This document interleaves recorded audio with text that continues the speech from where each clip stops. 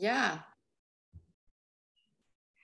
Good evening, everyone on Facebook Live, on Zoom Live, and also our viewers who will see us later. A special welcome to you, Lea Ypi. Thank you very much for joining us today. Thank you for having me. It is like a little bit déjà vu, as if the pandemic is still raging, that we are on Zoom. We already got used to having our events back in Kreisky Forum in Vienna. But today, this was actually the best way for us to make this work, because you, Lea, sit in Albania at the moment. Yeah. And I'm in London, trying to avoid the crowds that are celebrating the 70th Jubilee of the Queen. And of course, all our viewers are here and there and everywhere in the world. And that's the big advantage of the Zoom age, that we can actually speak like this over the entire European continent without any borders and still make our tight schedules work. So thank you very much for joining us today. We are here today to discuss your book, your work, your thoughts on the current events surrounding the subject that you discuss in your book. I was very happy to be able to get the chance to speak to you, because when your book came out here in English in the UK, it was an instant sensation.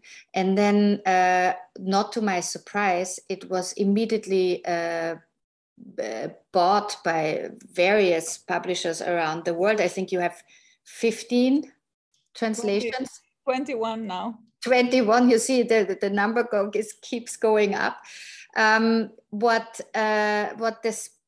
It's a very special book, I have to say. And not only is it brilliantly written, but it's also, of course, the content of it, which I think makes it so particularly interesting to readers in the West and in the East of Europe, or in the entire world, because two of the translations, I think one is in Korea and one is it's also being translated into Mandarin for Chinese readers, which means there is a great interest in it in countries that we would consider maybe not so free.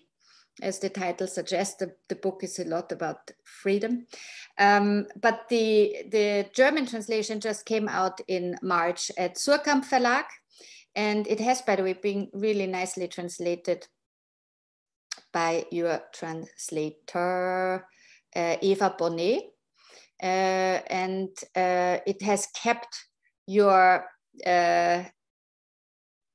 very light way of writing, and very humorous and very sort of ironic and slight ironic, which is very difficult to translate.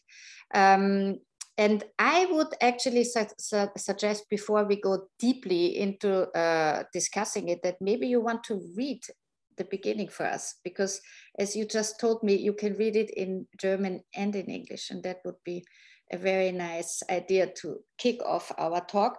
Just to finish that introduction, you're not only an author, you are a professor of political theory at the London School of Economics. And that is a very interesting place to be if you want to talk about what your book is about, but also what your politics are about. Because what you're teaching this semester, I think, is Marx and Marxism. And so that will be interesting to, when we talk about it, to see what the childhood in Albania behind a very tight iron curtain in the empire of Enver Hoxha did to you, and what the liberation of it did to you and to your family, and how this has influenced you ever since.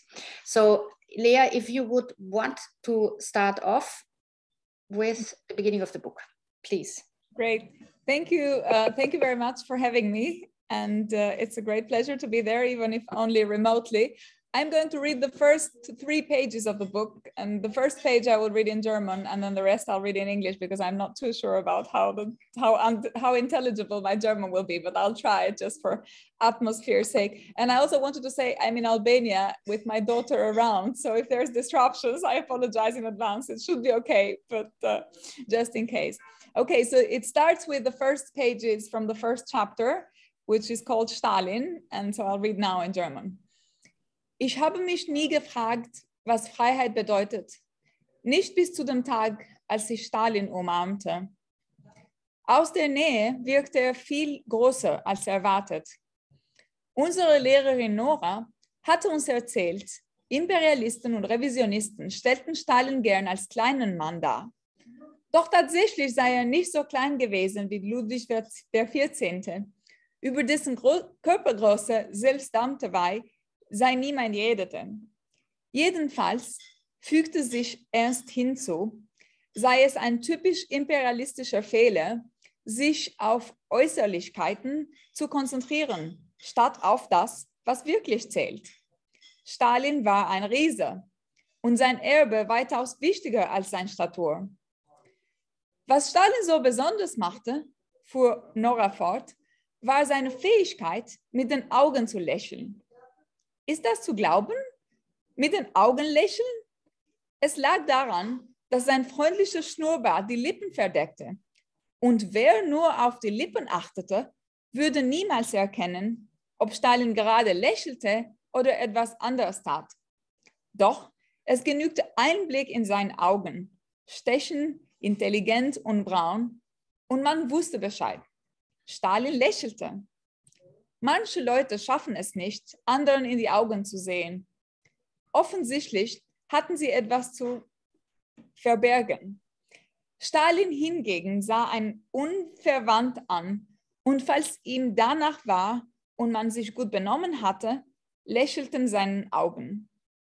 Meistens trug er einen unscheinbaren Mantel und schlichte braune Schuhe. Außerdem schob er sich auf die rechte Hand und das linke Revers, wie um sie sich aufs Herz zu legen. Die andere Hand ließ er oft in der Tasche. In der Tasche? Fragten wir. Ist es denn nicht unhöflich, mit der Hand in der Tasche herumzulaufen? Die Erwachsenen sagen uns immer, wir sollen die Hände aus der Tasche nehmen. Nun ja, sagte Nora. In der Sowjetunion ist es sehr kalt. Außerdem, fügte sie hinzu, hatte Napoleon auch immer eine Hand in der Tasche und da hat keiner behauptet, es wäre unhöflich. Nicht in der Tasche, sagte ich schüchtern, in seiner Weste. Zu seiner Zeit galt das als Zeichen für eine gute Erziehung. Lehrerin Nora ignorierte mich und wartete auf die nächste Frage. Und er war klein, ergänzte ich. Woher willst du das wissen? Meine Großmutter hat es mir erzählt. Was genau hat sie gesagt?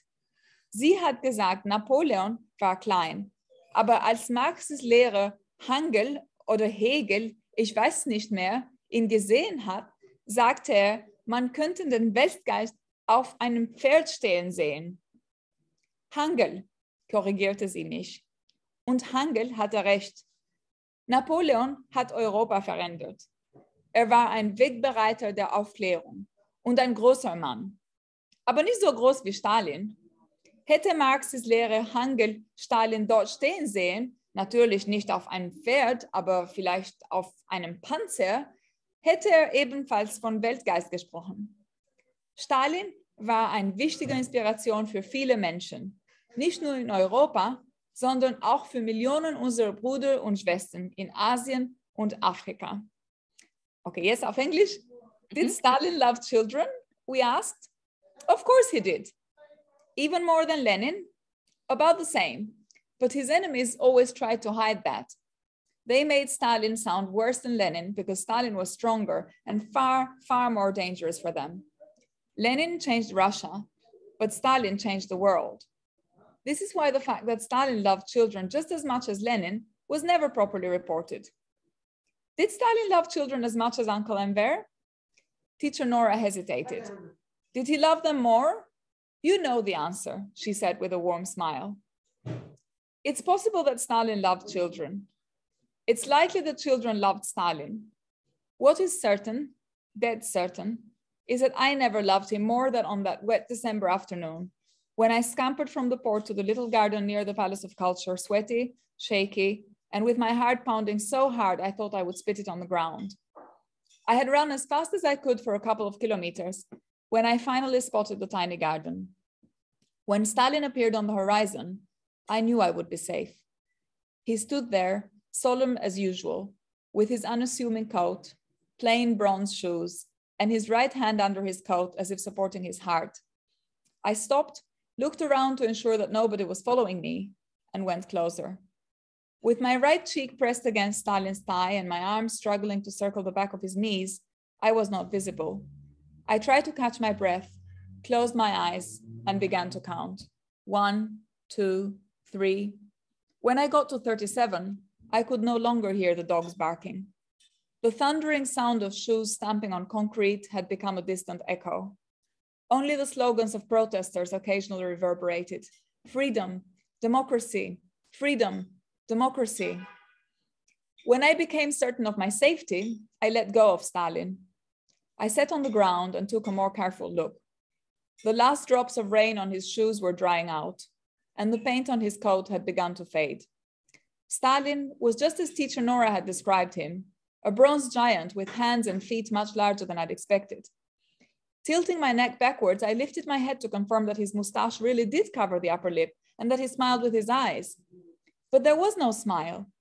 There were no eyes, lips, nor even a mustache. The hooligans had stolen Stalin's head.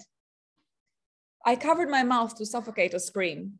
Stalin, the bronze giant with a friendly mustache who had been standing in the garden of the Palace of Culture since long before I was born, decapitated?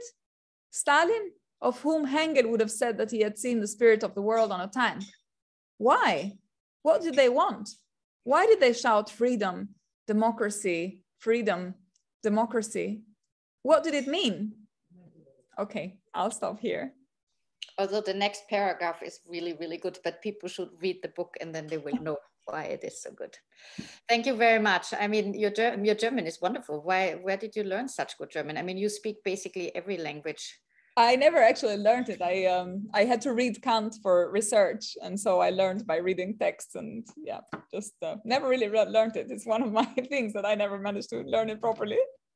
Well, it's incredible. I mean, we know from the book that you spoke French as a child already, and you know, a small country, although it was closed off, you came from a family where people spoke different languages, and they kept it up with the next generation, although it was maybe not always looked upon graciously by the you know, party censorship to see what people would be doing. Anyway, so you are hugging Stalin here as a child, where it is just the end of the Hoxha regime in Albania. And it's a very, very strong impression that we get in these first chapters when you describe with such, not nostalgia, but with such sympathy, how safe and how good your life was at that time. Would you say that's the right impression we get? Certainly, it's the right impression from behind the veil of ignorance about what reality was, in the sense that I try to reconstruct from the eyes of a child what it meant to live in this society. And what the book does is to take the reader on a journey in which they discover, as the child does, the reality of the place in which he lives. So my childhood was, yes, a very safe, a very sheltered environment. Albania was very isolated. I'd never left the country, although we knew a lot about other countries from children's magazines and from the news, and also from Italian television, which people would access sometimes in secret and also with repercussions of censorship and so on. But I grew up in a school in which I was told that Enver Hoxha was the greatest man who ever lived, and that Stalin and Lenin were also important heroes of the socialist revolution. And in a world in which a lot of countries had betrayed socialism, Albania was one of the very few countries left who were serving this kind of pure ideal, and I believed in the ideal. And my family did nothing to undermine that narrative. So on the surface, it's a stable childhood surrounded by people who love you and by the comfort of a life that is predictable, even with all the constraints. The book talks in the first part about the queues, about what it was like to go to school, about what it was like to meet foreigners in Albania at the time in which it was extremely isolated. But the child doesn't really know what else is going on except from what she sees immediately. And the reader also doesn't know except for what they see through the eyes of the child until they get to the middle of the book. And then something happens and things change. Do you think you can close the door behind you? I have the feeling I hear people in the background, or is this a problem? Yeah, let me just check.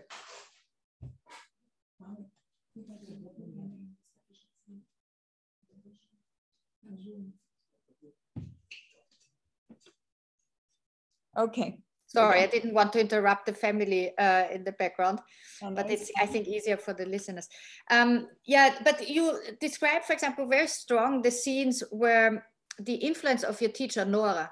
So the indoctrination of the kids in school was very strong. She was very important for you to make sense of the world. So everything would be discussed and she would tell you how, you know, what right or wrong was.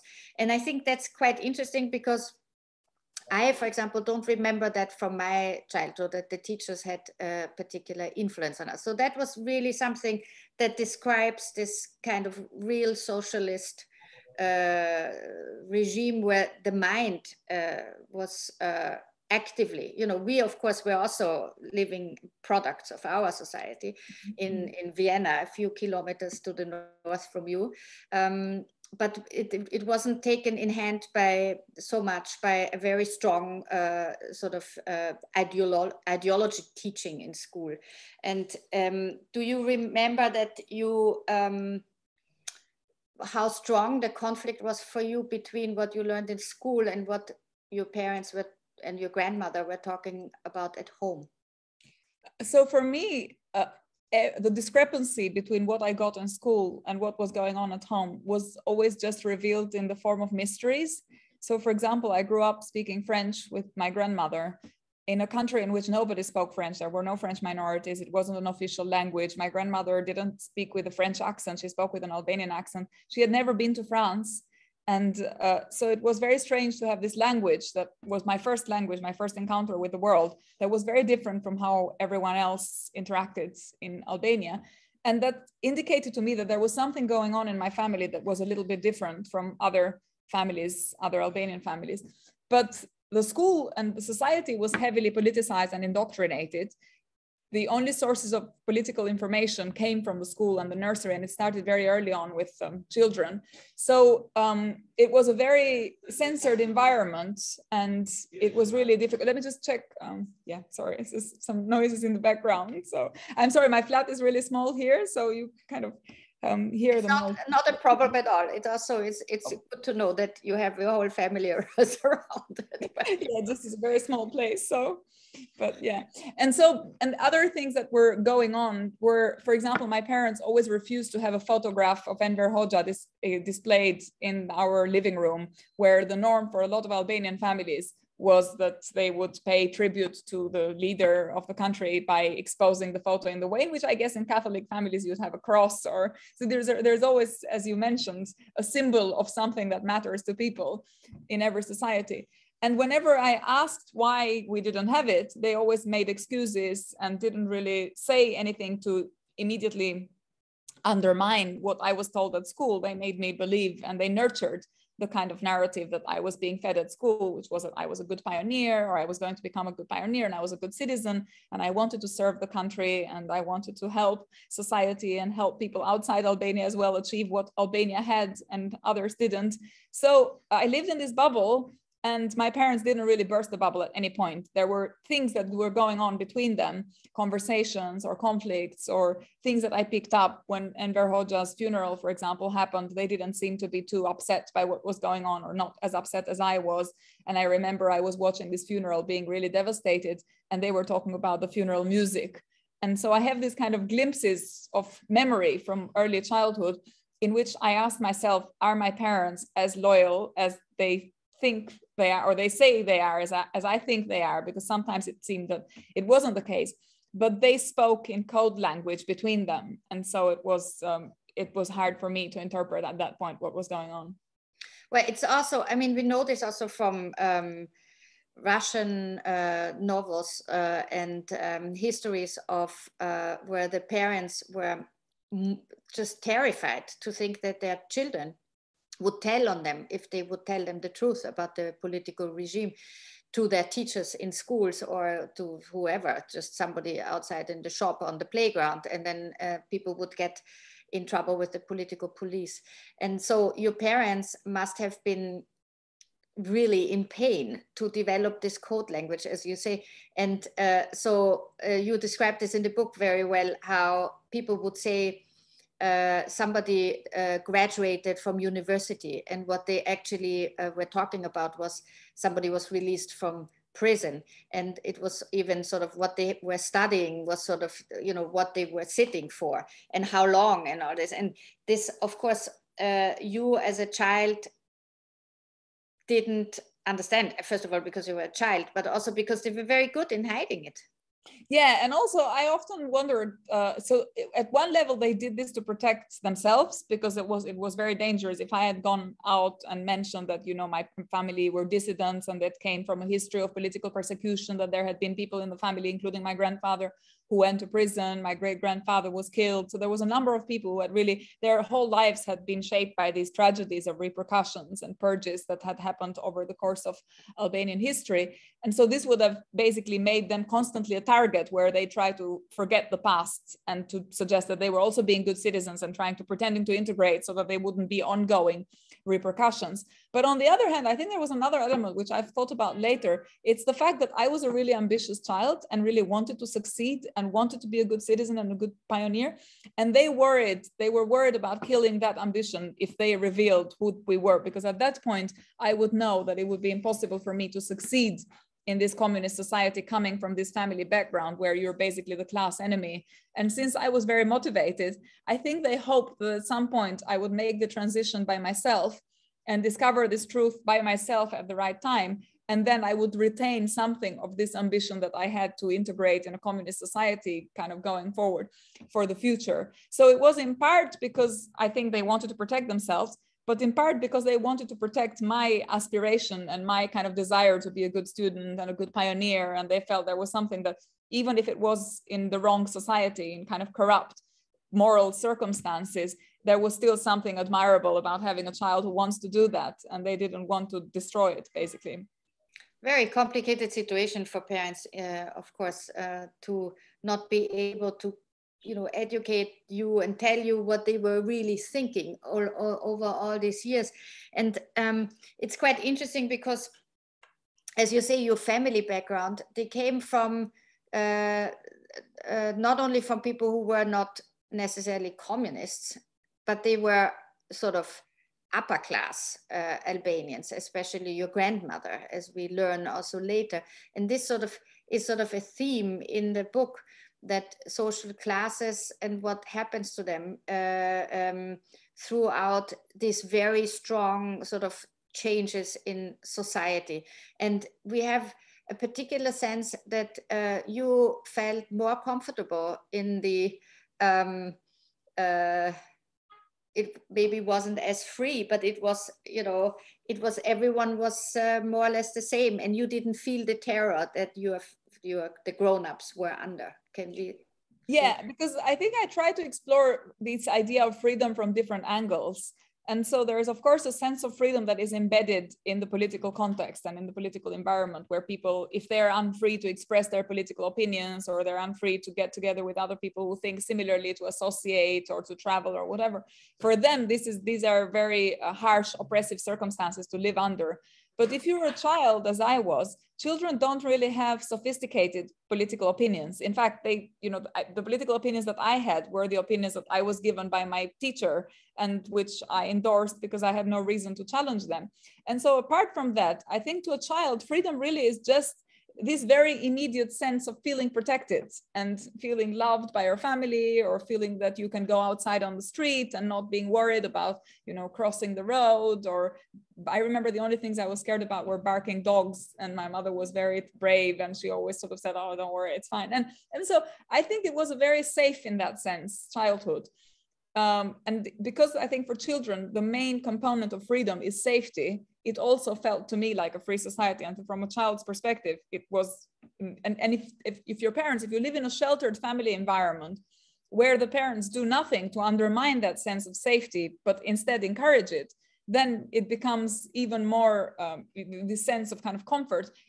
Even with the scarcity and the difficulties that we had to get, for example, basic goods. I was very picky as a child. I didn't like a lot of things that, you know, were being sold in the shops, and the shops didn't have a lot of things anyway in the first place. So if you didn't like what there was, you were left with very, very little. And my parents had to make these huge sacrifices to get me like honey rather than jam, which was the stuff that you would find more easily. And so they went out of their way to make sure that I didn't feel the discomfort that they felt. And that's why I grew up in this kind of very protected environment. Well, you describe also in one of the very nice chapters the hunt and the fight over a Coca-Cola can that was used not to actually drink it, but it was empty. It was traded between the neighbors in the village, and it was then put up on a on the shelf as a special thing, like an art piece. And that gives us, of course, the sense of the poverty and the also reclusiveness of Albania and being cut off from the world. But then at the same time, you were the star talking to the tourists because you could communicate in French. And that again is such a strange idea that although, you know, we in Austria, for example, grew up with this feeling that Albania was the last sort of Stalinist island in Europe at that point, at the end of the 80s, and as a lot harsher as regime as it was in Yugoslavia, neighboring countries. But you, of course, didn't know that because you had no way to compare it. You could have never traveled outside and left the country. Yeah, and the one thing that really stood out also, I think, and this was important to me when I wrote the book and trying to explain the relationship between Albanians and the outside world, was that people assume that when a society is very totalitarian, very oppressive, then they're completely brainwashed and they're unable to think and see for themselves what's going on somehow. And that's, of course, the position of the children. But in the case of the grown-ups, everybody went out of their way to find information and to try and access stuff that was outside the boundaries of what was permitted by the party. And so the result was that Albanians actually knew a lot more about the world than the world knew about Albania, because they were keen, they were curious, and they were trying to find information. So I remember we had this relative who would describe the streets of Rome in such detail as though he'd been there. And of course, it was only from films and books. But people couldn't travel physically, and so they traveled with their minds, and they just read everything they could read and found all the access to information they could find. And this is why in this chapter where I talk about my encounter with the tourists, my sensation was that I knew a lot more about them than they knew about me, because they assumed they're meeting this little girl from Albania, and it's kind of like an exotic thing for them. Whereas for us, the foreigners were also exotic to some extent, but with more work to prepare about what the world was like. And of course, it was a world that was in some ways also very idealized, and we didn't really know the thing is, the bad sides of that world, the negative aspects of it, were reflected in Albania through communist censorship and through communist material. And so we knew about exploitation and poverty and social injustice and discrimination against minorities and so on. But because it was all coming through communist propaganda, when communism fell, people just thought, well, that was also part of the lies that were being told. And so that everything was left about that world was the stuff that was good about it, that had somehow survived this communist filters. And so this was also in some ways shaping this relationship to the West that went from being, you know, people being extremely positive about it and extremely keen to integrate afterwards to the set of delusions and the difficulties that came afterwards when they discovered that it wasn't all as they had imagined it would be. Well, that's how we experience it on the pages of your book, that the moment happens, and it is for a child who believed everything that it was told. The biggest shock is not only that you have to readjust to the whole thinking, but also that you understand that your parents never had the same admiration for Enver Hoxha that you had for Comrade Enver. Yeah. And so that must have been a terrible traumatic shock to your system. Yeah, I think I remember it as being very, very confusing, and something that I think has also left a mark, in the sense that if you believe something very, very strongly once, and it collapses, and you told it's just everything you believed was true turns out to be false, then I think it's really hard to believe afterwards in anything. And this is what has actually stayed with me, and I suspect stayed with a lot of people from Eastern Europe, is the sense of diffidence about everything that they're told. Of course, there was in the early 90s this moment of great belief in this other world and in the freedom, in Western freedom, and this new idea of democracy that everybody would realize at some point with the fall of communism. But I think very soon after, that was replaced by the sense of skepticism and this crisis of faith, which I'm not sure anyone in the region has really completely recovered from, this kind of trauma. So in my case, it was emphasized and made worse by the fact that it came also with a crisis of faith in the family. So literally, there were no institutions left that one could trust. You know, you can't trust, of course, everything's going on in society, but you also worry how much can your parents guide you through this transition if they, if they have lied to you for such a long time. And so you don't know who to look up to and what to believe. And I remember it as a time of really great confusion, coupled with afterwards with quite a lot of resentment during my teenage years about this sense of responsibility that I felt that, the truth was revealed to me when, but without me looking for it in some ways. And so when I wasn't ready for it. And therefore, this process of maturity was kind of interrupted in this very abrupt way. And that made it very, very hard.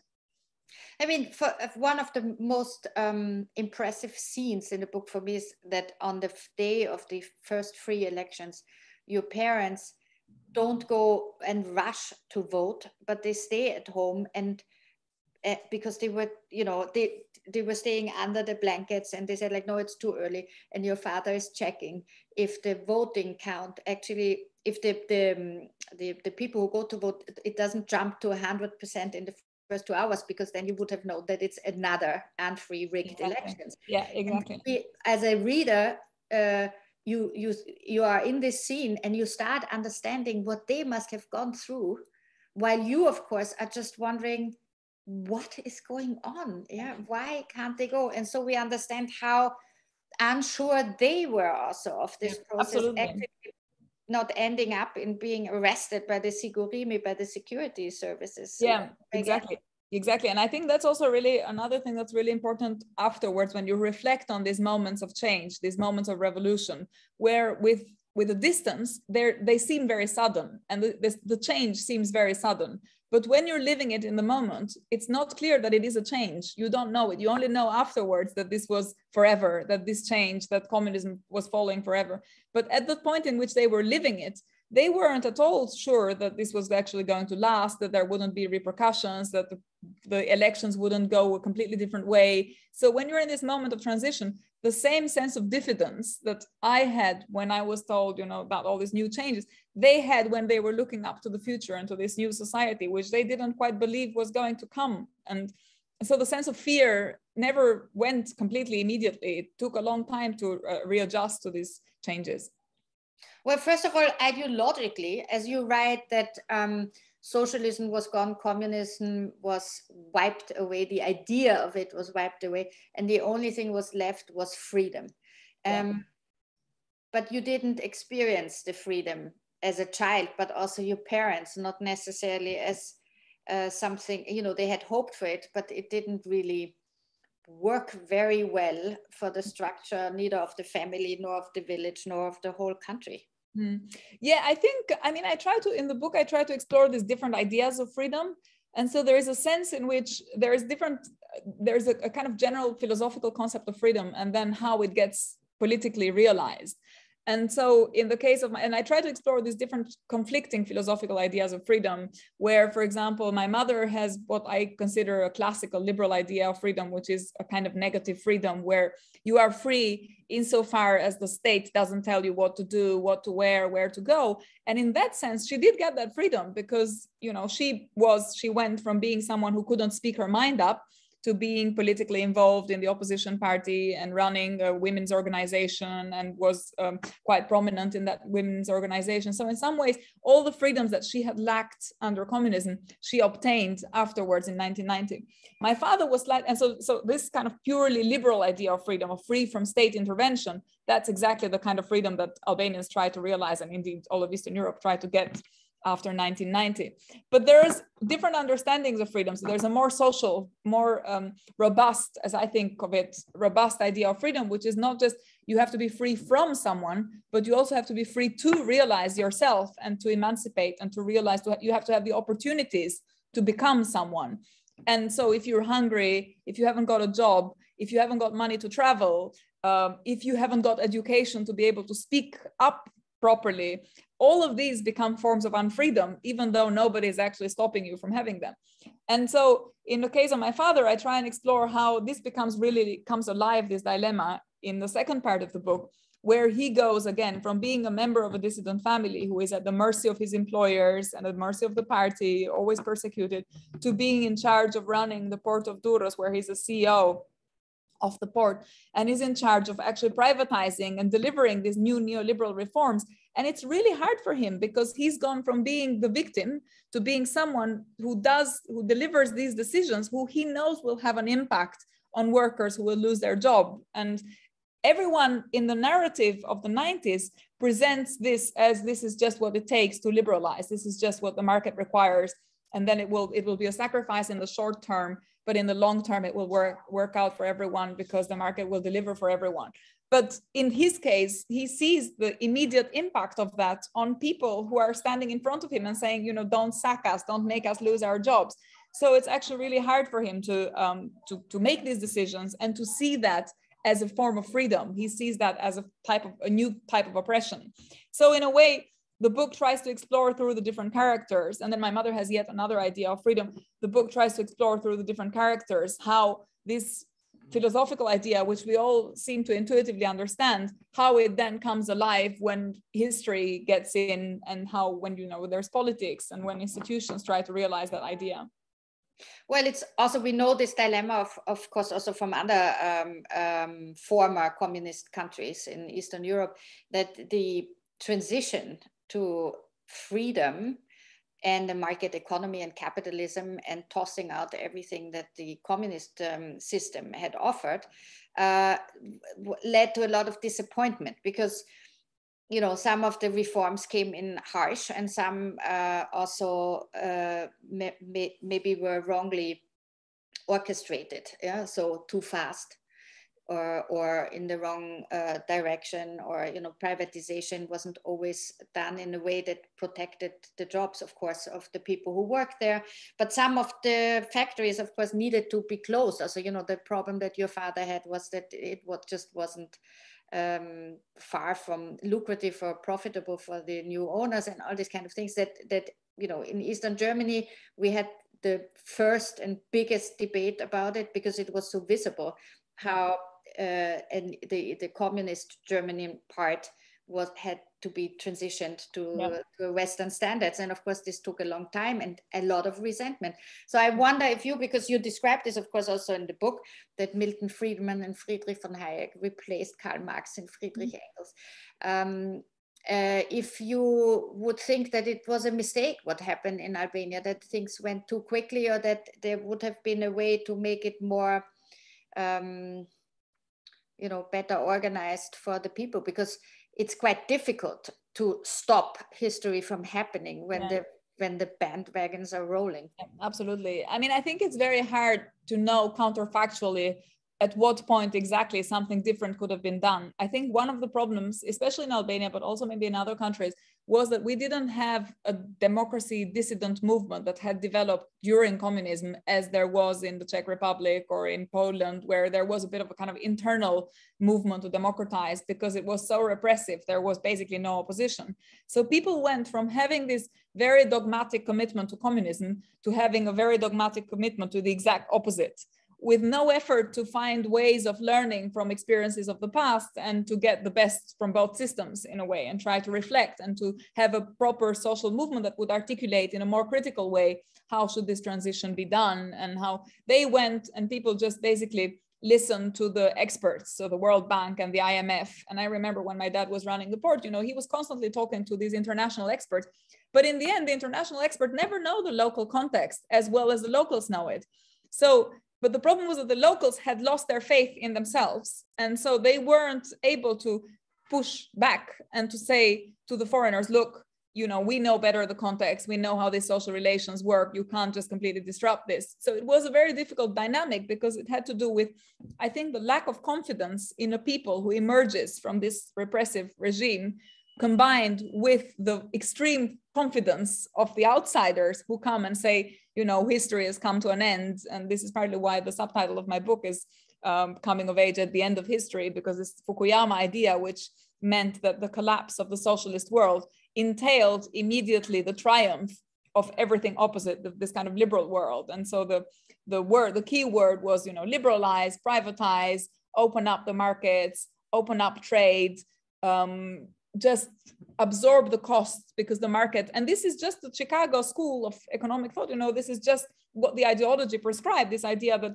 you make these short-term sacrifices and in the long run there will be a reward and the costs will be absorbed. And people went with this faith, which was in a way the same kind of dogmatic faith as what they had had before when communism was being replaced and it wasn't working, but people were saying, oh, but we still have this ideal and we need to serve the ideal. And they just went from having one ideal to having another ideal. And literally, I remember as a child burning the books and replacing them with other books. I have these scenes of my people in my neighborhood one day literally burning books from Marx and Engels and Lenin and so on. And I went home and said to my dad, I need a book to burn because everybody else is burning books. And my dad was like, no, we don't burn books in this house.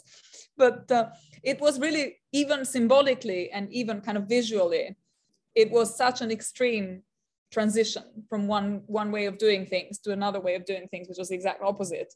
And I think, it would have been better to have a more critical perspective from the inside developed in a more democratic way that would also, I think, resist this paternalism of outsiders who came to Albania with recipes about what needed to be done. Well, you describe how one of these opposition politics comes to the house and knocks in desperation and says, I need gray socks, because the American advisors say that white socks are impossible and you can't win elections or be elected in white socks. So he needs gray socks and he doesn't have them. And so he took the ones of your father that your grandmother knitted. Yeah, literally. I mean, this was, and I remember also when my dad was an MP, literally there were these leaflets printed in English that said, this is what you need to wear. This is how you need to appear in front of the cameras. This was also the years, late 90s when there was this beginning of this kind of politics of charisma and personality politics, where it mattered a lot how the leader looks, or how the debate had really been deprived of substance, and it was all about visuals, and which is to some extent, I guess, what also we still experience now, where it's a lot about social media presence and appearances rather than what people actually believe or how they articulate what they believe, or voicing sort of political opinions that have more substance to them. But in Albania, you went through a really, really rough patch then in 1997, where practically the system collapsed. And it's a part of the book where you actually quote your diary, because you're 17, you are going to the end of your school days, and it's really quite scary to think that it was for you. I think you're right. It became completely normal to have school proms with guns and bombs going off during exams. And so it was a wild period for the family, but also for you. Yeah, it was really difficult, and also very difficult to explain, which is partly why I have the diary rather than trying to describe what was going on. Because I remember when I started writing this chapter, I was trying to write it in a narrative way in which I had written all the other chapters. But the thing that I found really difficult to explain was what it means to go through war, and how it's never either or. So you're never in war or outside war, even though from the outside perspective, a country is in war and a war is the same for everyone. It's actually not like that. You're either, you're in a safe place or in a less safe place. There is a time of the day in which it's okay to go out, and a time of the day in which you have to look after yourself. There is times where, there's electricity and everything feels normal and it looks like everything's going to be fine. And there's other times where you hear the guns and you think, I'm going to die now. And you get really, really scared, literally, for your life. And this kind of schizophrenia of being in war, I found really hard to explain in a coherent way with the voice of now, because I looked at these diaries and it really was the way I've let it then be on the page. It really was, one day you're a teenager and you're thinking about the people you love, and you're thinking about school and your exams and your future. And another day you think, what is the point of all this? And it was really hard to articulate that in a kind of narrative way that would make sense to the reader. And so I gave up. When I was writing this chapter, I gave up. And I remember talking to my editor and said, you know what, I'm just going to just leave the diary as it is and let people make of it whatever they will make of it. But at least they will know what it was like, and they will live it in the first person as it was read and kind of lived by me back then. But it was really difficult also because while in 1990, it felt like a complete collapse of society, just like the ones that we had had in 1990. But while in 1990, I was a child, and there was this hope from everyone. My parents were hopeful, and the general mood in society was one of optimism and this transition into this world that we've been longing for and waiting for. In 97, there was a sense of complete failure of everything, and the sense of what is the alternative? There is no alternative now, because how do you recover from this very quick shock? One system fails and then another system also fails, because the 1997 war was caused by a financial collapse in the end. So it really, people did what they were told to do, which was to invest and save money in these financial companies. And then the financial companies broke and they lost their savings. And then that led to protests and unrest, and the state lost its capacity to even control the kind of basic law and order. So I remember in 97, I had more awareness. I wasn't a child. I'd gone through these kind of teenage years, which I had felt were years of a lot of responsibility, also of kind of generational responsibility, because I was growing up with this idea that now everything is possible for you. And so you have to deliver on the hopes of even those who didn't have any hope or that can't deliver anymore because they're too old. And suddenly all of that came to an end, and it was a really brutal way of meeting and thinking about the future. Yeah, absolutely. I mean, and it wasn't only in Albania. If you think in Russia, you had a collapse of the financial system too in 97, 98, and that led relatively straight to Vladimir Putin being put in place there as first as prime minister, then as president in 2000. And we know what happened ever since. So in Albania, actually, it was maybe more messy, but also less, the results now, the nowadays political system is less, doesn't lead to such desperation like we see it in Russia today, where one man kept in power for 22 years and is now turning his country into a new isolated, almost Stalinist, fascist regime. Where we have no idea how long it will take to get out of that hole again. I mean, Albania is a bit more of a hopeful place, is it now? Yeah, I think so. I mean, although I always, on the one hand, I'm a very optimistic person. On the other hand, I think it's always good not to be complacent about what you have in place, because I think democracy is a very fragile thing. And it's actually a process rather than something that's consolidated and you have, and it's there forever. It's something that you need to protect by being active and by being aware and critical in such a way that you can always promote change that is forward looking rather than backward looking. So for me, I mean, the thing I always say about Putin and Russia and also many other countries which have these authoritarian governments is it's never about the individual that is there. It's about the phenomenon that the individual is channeling. It's about the grief and the sense of unrest and the social conflicts that are on the ground going on for many, many years before any of these contexts comes to anyone's attention. There is stuff going on the ground that people, Western media or liberal opinion makers only pay attention to contexts like that when there is a war or when there is a kind of catastrophe, basically a humanitarian catastrophe and so on. But usually there's a process that leads to that catastrophe. And there is also, to some extent, interactions with our governments in the West that leads to that as well. So it's not as though there's stuff going on there that's completely independent and there's a man that abuses power and so on. Usually the abuse of power reflects something deeper that's going on in society for a long time, which needs to be protected while it's going before it's too late. And so I always think also the same about democracy, that there is no democracy here and authoritarianism there. It's always a matter of degree, and it can always change, as we know from history that, you know, countries that have liberal constitutions then become authoritarian countries, and countries that are authoritarian then eventually manage to kind of democratize. So it's always a process and it's always a flux. And what's really important is to engage with the process in the right way. And by that, I mean, in a way that enables people to maintain an interest in politics and a hope in democracy and in this kind of process of democratization that prevents these forces of reaction, of conservative fascist tendencies from monopolizing the dissatisfaction of citizens, basically.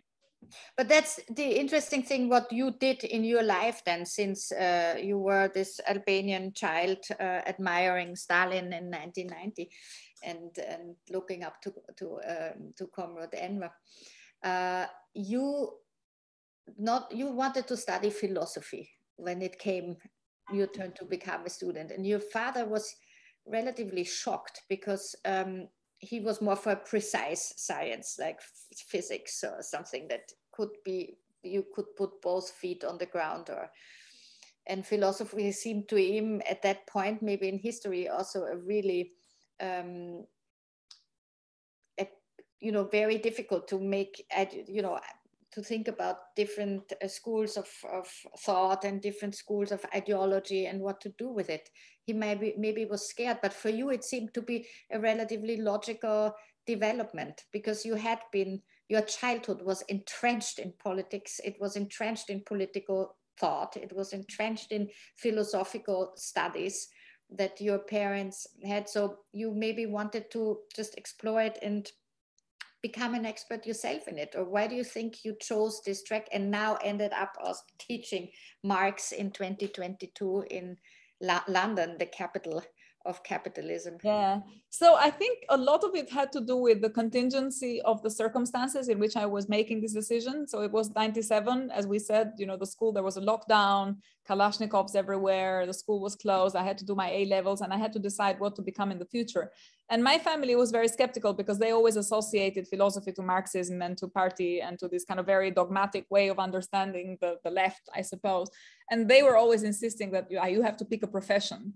But in this moment of complete collapse of the state, for me, it was really hard to think of the profession. So I kept thinking, what do I do? Do I study law? And you kind of look outside your window and you realize that the state has no capacity to protect law and order. It's just collapsed. Or you think, what do I do? Economics? And then you're in this context where all the financial companies have collapsed and the banks are unable to give people savings. And there's this kind of all of the economic orthodoxy that we were having up to that point is completely destroyed. Or you think, what can I do? Medicine, and you have all these people who are dead next to you and there is no kind of humanity anymore. So I remember that I kept going through this, what my parents called professions, and kept thinking about what is the point of all this in these circumstances, because it was a moment of such nihilism. And I was only left with questions. And then I was like, well, what is the field that enables you to ask questions? And it was philosophy for me. It was a way of just articulating better questions and engaging critically with the world. And then so I left and I decided to study philosophy. And I promised my father that I would not study the kind of philosophy that he was really hostile to. But then, of course, when you engage with the history of thought, and if you're in some ways, you're the result of this very hard process of making yourself autonomous, of making yourself independent, of being critical and trying to develop this criticism regardless of all these forces of ideology that you've had to resist throughout your life. And then you encounter a particular author or a particular thought. You don't say, oh, well, now I can't do this because my dad told me not to do it. And so you kind of go with the flow of the criticism. And for me, one of the reasons that I became really interested in leftist thinking and kind of socialist theories more generally was that I discovered a resource that was, first of all, a repository of thought and resources that were much more than we had ever thought there was in Albania. So in Albania, we only did this kind of very restricted part. But then in Italy, I was in contact with the Italian left and with Gramsci. And so there was, and with, you know, the social democratic tradition. And so I discovered that there is a lot more to socialism than what Albania had assumed that there was. So in part, it was a kind of critical gesture. Secondly, my grandfather, my ancestors also came from the left and had been repressed by communists in Albania. So for me, it was a way of recovering their efforts to try and think, okay, what is this other way of thinking about the left, which is not the Albanian way of interpreting it. And thirdly, actually, a lot of the criticism resonated with me. So if you read Marx's Critique of Capitalism and you've lived in this kind of wild capitalism of early 90s Albania, a lot of it makes a lot of sense. You know, you hear about the kind of the destruction of social solidarity, you hear about alienation, you hear about this, the way in which social relations are fragmented, and you read it and it's not that abstract. It actually feels like you've seen some of this. So there was a way of, for me, recovering a critical perspective on the society in which we live, on London, which, again, you mentioned London is the capital of capitalism, and it's true. I mean, London is an extremely wealthy city, but you just get out of the center for a few kilometers and you discover a completely different reality of injustice, of poverty, of social marginalization, and so on. And this is meant to be one of the world's most powerful states. So you see this phenomena of asymmetric power, let's say, and you then look for resources, philosophical and political and cultural, that enable you to engage with these phenomena and to try and make progress and to be critical and think about the future in a different way. Well, you describe it also in the book, how you study with Western European students, and they just dismissed your view of what socialism was as something that it wasn't the real socialism. And in a way, you can, of course, your first-hand experience of it, of course, could have also led to the total opposite, and that you would have not been at all in the mood to engage in Marxist studies or in socialist studies in that sense. So I wonder if it was a little bit also a rebellion against your liberal parents at that point, because they sort of, they rose and also failed in a way in this liberal struggle. And it wasn't their fault, of course. I mean, they were really thrown into the midst of history, or the end of history, as Fukuyama would have said. So yeah. into one of the chapters, the very, very dramatic chapters of history. So was it a bit of, or is it still a little bit a conversation with your parents and the way you debated politics at home? To go I think it's more, I think that's one way of putting it. Another way of putting it is it's an effort to preserve their idealism. So it's just a kind of refusal to put up with the circumstances that we face and to accept the status quo and to say, oh, this is what we're stuck with, and we just have to operate with the constraints of the world that we live in. And this is why I say in the epilogue, I have this sentence where I say, if you see the system change once, you start thinking, well, it can change again, because you have seen this kind of moment of rebellion against injustice, and it stays with you, this desire to move forward, and this also the idealism, I think, stays with you. And this refusal to just become cynical and to become apathetic, which I feel very strongly in Eastern Europe is, and then maybe that comes from philosophy as well, there's a sense in which people don't really believe in the system that they're stuck with, but they also don't believe that there's an alternative. Whereas I think it's okay to be dissatisfied, but you have to believe in something, because otherwise it's just, you know, where do you go with nihilism and pessimism and skepticism about everything? It's not really a productive attitude for the future. So I suppose one part of it is, yes, a rebellion and a kind of rejection of some things that my parents believed in. But another part of it is, I think, an effort to actually preserve their efforts, to preserve their commitment, and to preserve the things that they believed in, and to try and engage with the circumstances that we live in now in the best way we can, and in the most critical way that we can. And for me, philosophy was one of the thought, was one resource and one way of playing that kind of role in society, of being a democratic agent and thinking about, you know, how to make democracy real, and to also see where it's not, where, you know, where it's ideology, where people are told you live in a free society and you have to protect these things, but then you discover that it's actually not the case. And so also to kind of cope with the crisis that we face. Yeah. We just have about a minute for a couple of questions if we have any. Jutta, do we have anyone on Facebook or here on the chat? Here on Zoom, there are no questions. One moment, I will check Facebook.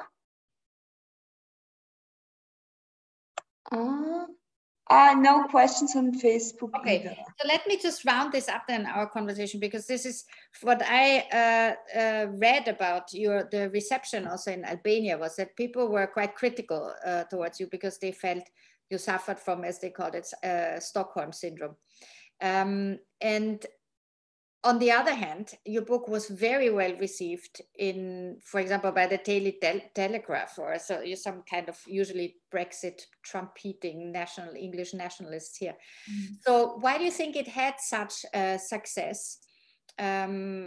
Although you make no, your book carries a lot of irony and reflection also on everything that happened, but you have clearly a sympathy also for questioning that it was a very reasonable thing to just toss out everything that happened there in terms of thought and that's the good parts of socialism you would like to still discuss. So what makes it so interesting for readers in Middle England? Yeah, I think it's maybe it's a book that tries to open up questions but doesn't answer them, and that tries to put together personal dilemmas with world historical circumstances, and so that makes you see the larger history in the lives of people, in the kind of microcosm that makes you see the world and these kind of global changes and their effects in your personal lives. And I think it's maybe a book that speaks to the crisis that we're all living through, first the corona crisis and now with the war. And so I think we live in a time of great uncertainty about the future and great, in some ways, also loss of faith in anything, this kind of crisis of ideology, crisis of beliefs and so on.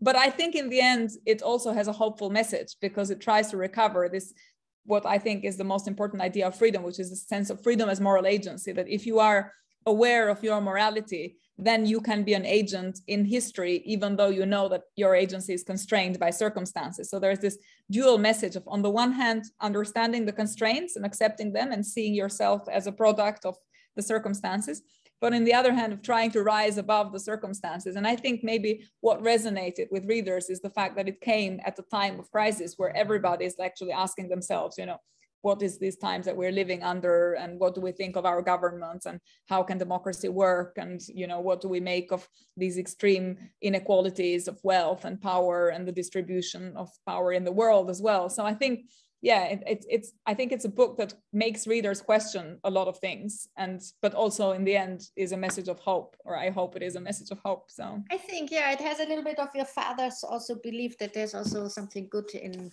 people, and if you give them the right opportunities, that can actually work. Lea Ypi, thank you so much for this talk. This is the book in English. It is in German out at Surkamp under the same title, Frei.